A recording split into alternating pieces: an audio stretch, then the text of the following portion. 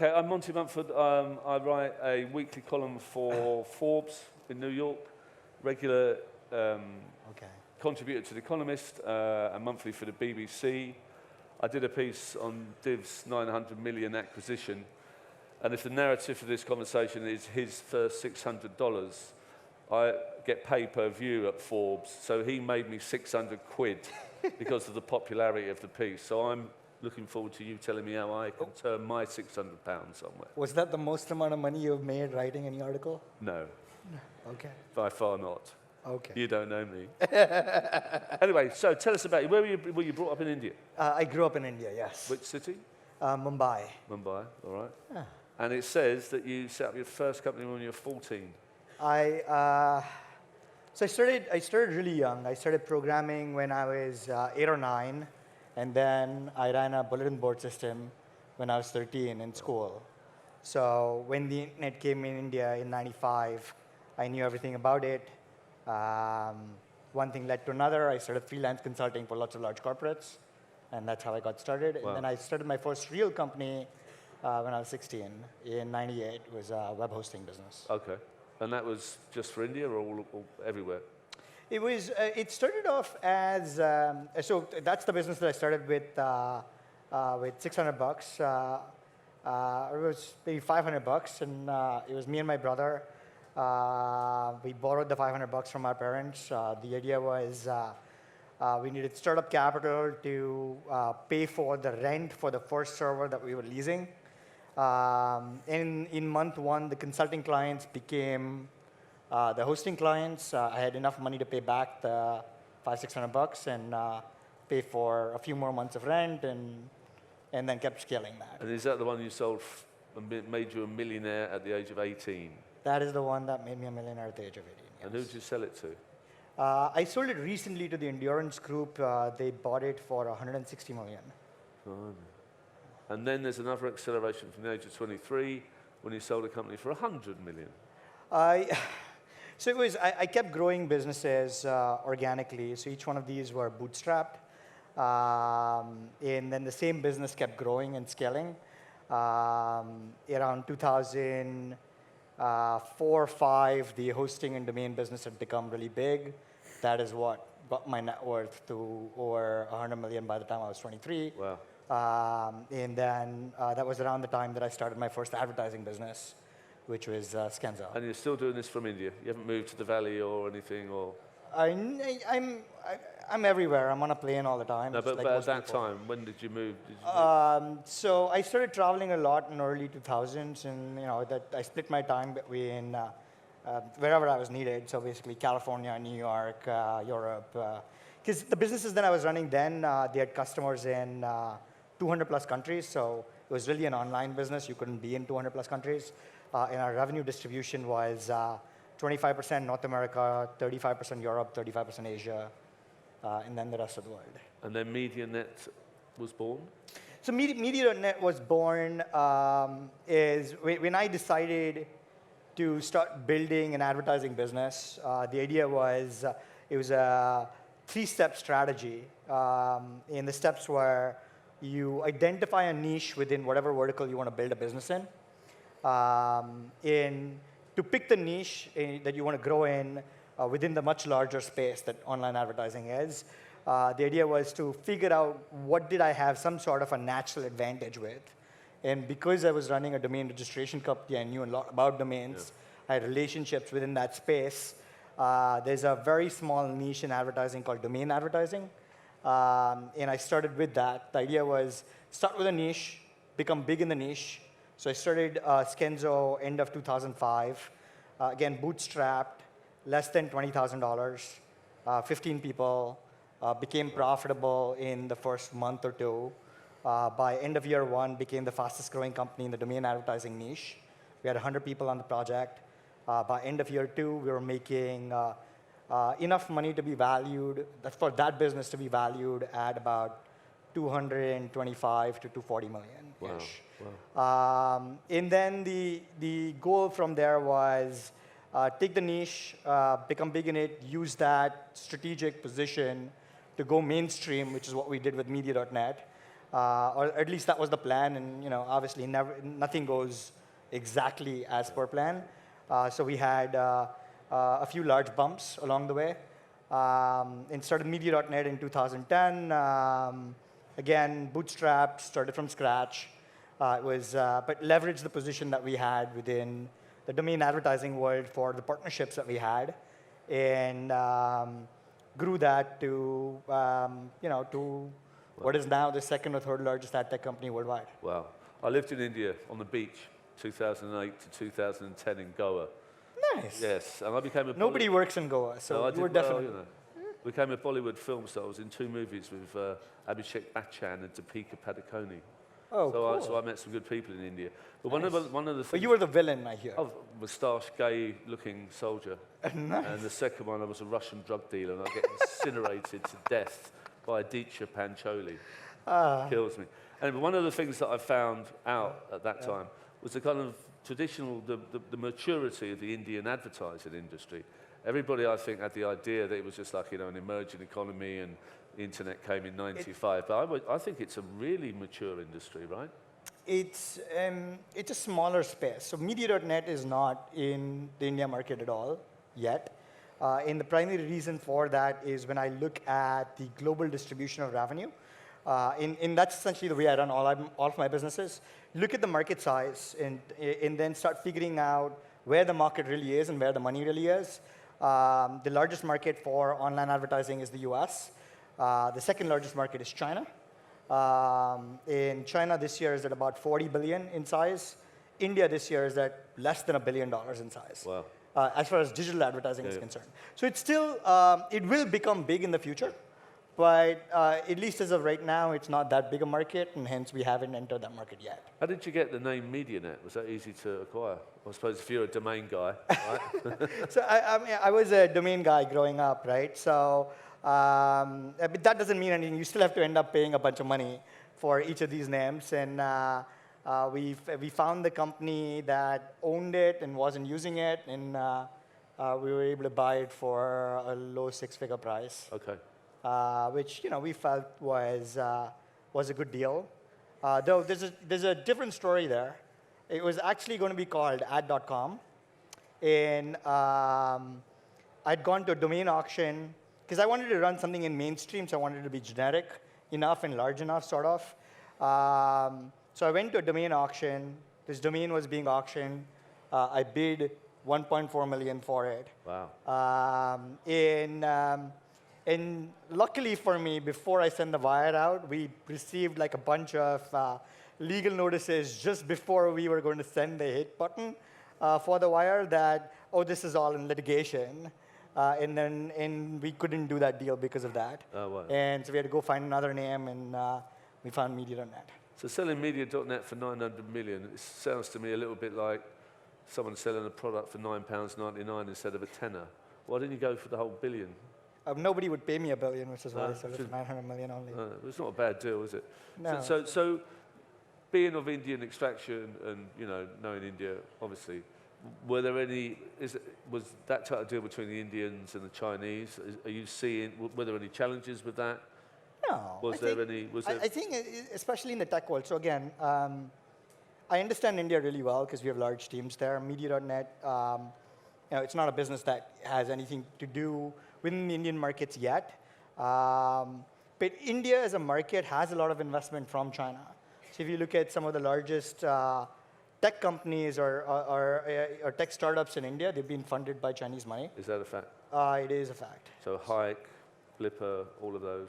I don't know the specifics because I haven't paid attention to them, but Paytm for sure. And there are a bunch of others. And I think capital is capital, money is money. It remains the same everywhere. There's a lot of money in China, just like the US or European markets. It's chasing a return. And it's not just about figuring out how to bring technology back to China in some form, but it's about how do I find growth? Where can I find that growth? And how do I deploy the capital that I have? And there's a lot of money in China, and that is chasing growth globally, which is why if you look at the M&A market in the last 18 to 24 months, you'll see a lot of deals that have happened from China. And their reason to buy you is access to the US or more of a potential? So they had a couple of reasons to buy us. One was simply growth. The idea was they have capital and they wanted to buy something that has shown consistent growth. And with Media.net, the adtech world is a very large world. It's from a revenue standpoint, the industry makes about $170 billion this year and is growing every year. There are over 1,000 companies in adtech that have been funded, and there are only a handful that make any money. And we were one of those that consistently grew, consistently made money, consistently made net income, which in the ad tech world, there are very, very few companies that do that. So they were chasing a deal that financially made sense, and we made sense. And they were looking for a platform that they can use to acquire a whole bunch of other assets within ad tech. So we'll be looking at both organic and inorganic growth across the next 2-3 years. So Media.net will exist. It won't be subsumed by the parent company. It will still be a brand. So as of right now, there is a Chinese consortium that has bought it. The consortium entity is only Media.net. It owns only Media.net as an asset. We will be, we'll be public in the China markets in Shenzhen in the next 90 days, I think, or less, making us either the largest or the second largest ad tech company by market cap. So in post that, we'll start looking at other things that we can do. And obviously, one of the other reasons that they bought us was China is the second largest ad tech market in the world. Absolutely. It is a lot less sophisticated as compared to the US because of natural hurdles that exist. In every business that I've built, I've realized that there is an advantage to being global.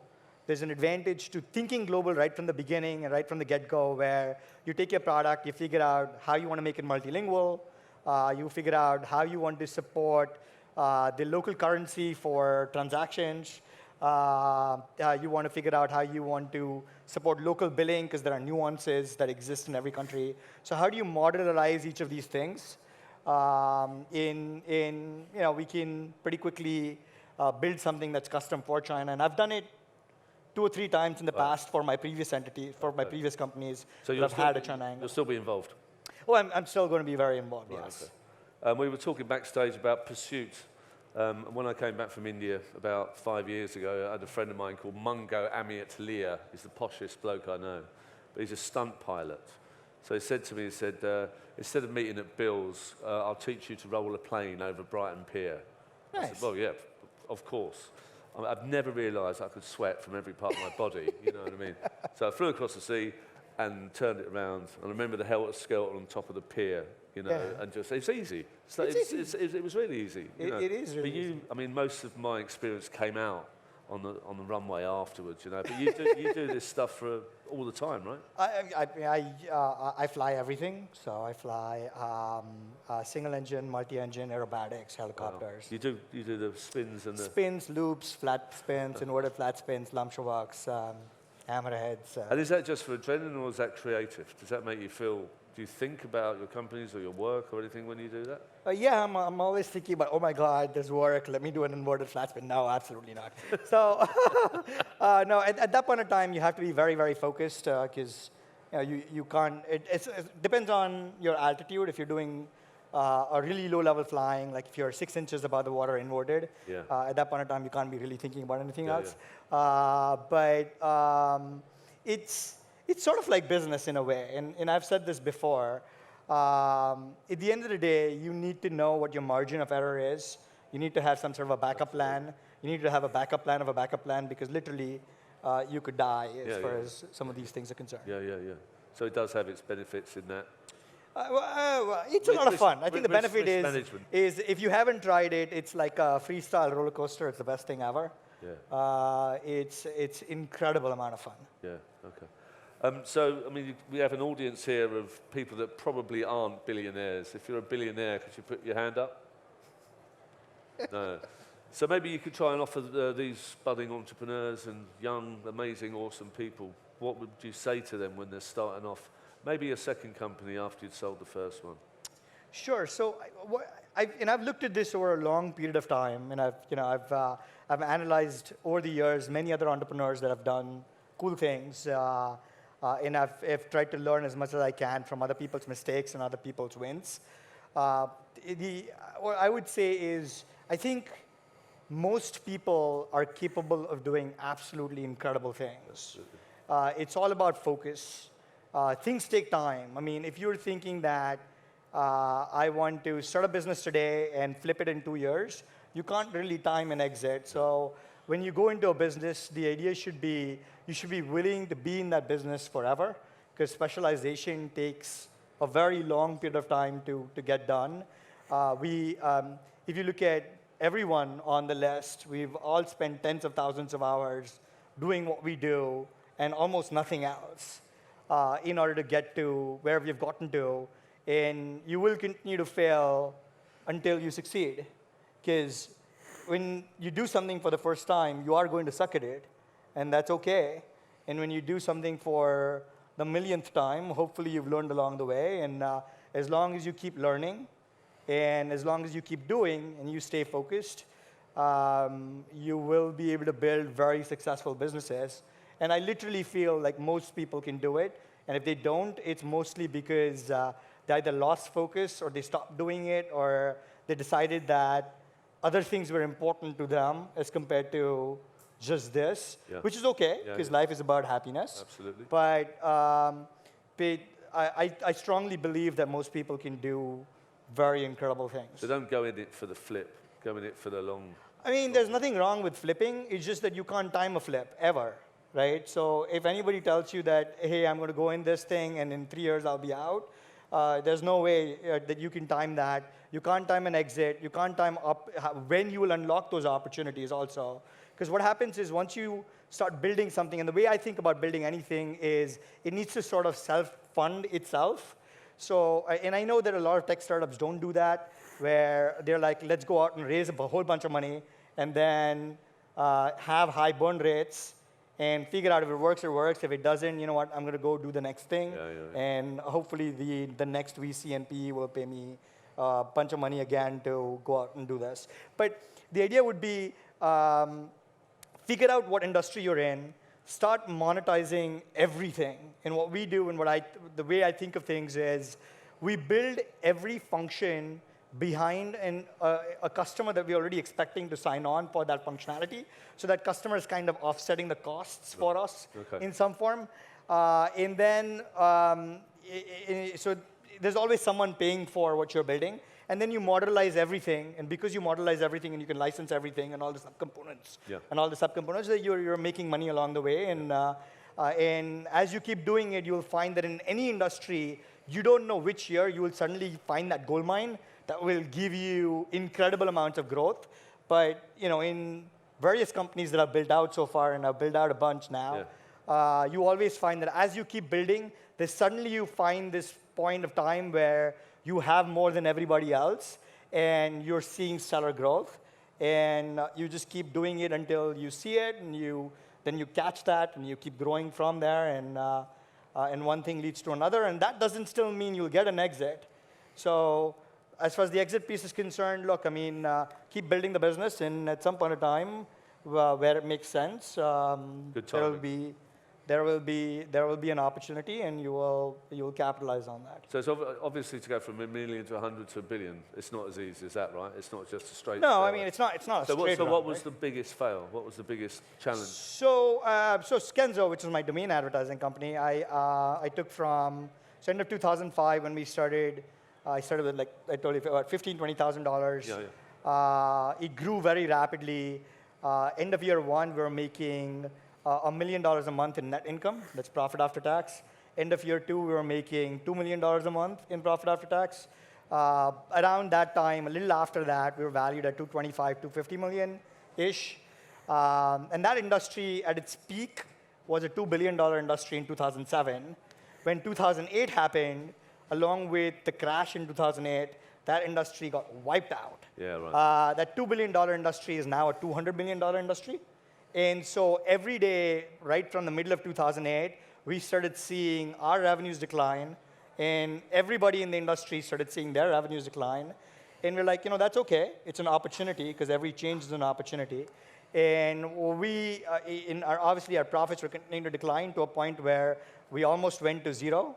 But what we were able to do was still leverage those relationships that we had built up to get into mainstream advertising with Media.net. And at the same time, we took the opportunity of everybody else also crashing, and we bought them for pennies on the dollar, or we powered the technology at the back end, and we started making a whole bunch of money from them.